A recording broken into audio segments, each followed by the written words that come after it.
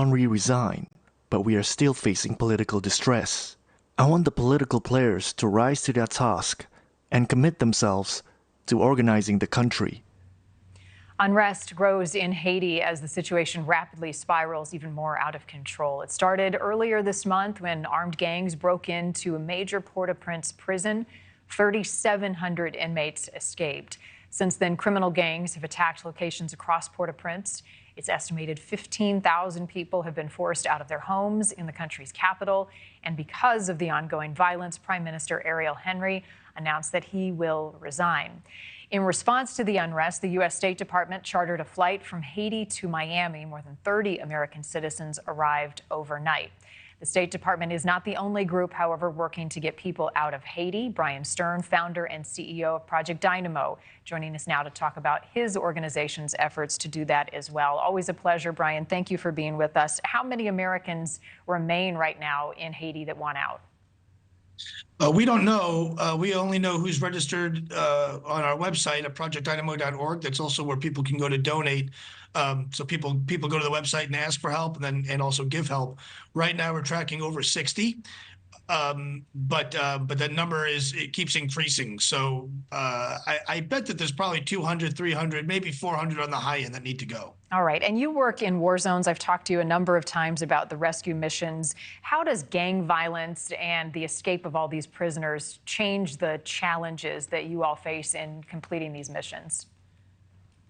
Well, I mean, we're, like I tell everybody, we're not an Uber service. We're not a travel agency. These kinds of environments that are complicated, both tactically, kinetically, and administratively. This is our office space. So there's always, bad actors with guns that are doing things they shouldn't do. There's always borders that are closed. There's always airspace restrictions. So not that this is normal, because each one of these things are unique unto themselves.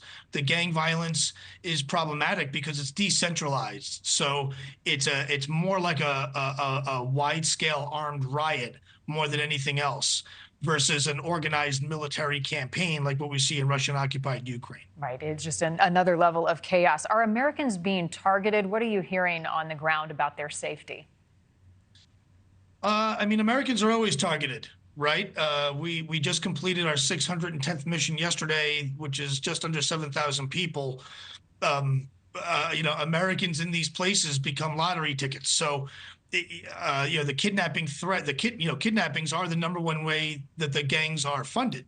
So recognizing that they're in more control and more power and becoming more aggressive and more violent, the kidnapping threat correlates to that and will increase. So therefore, if you're an American in Port-au-Prince in particular, you're at particular risk. And is Port-au-Prince the primary area where we're seeing most of the violence, or has it spread out across the rest of the island nation?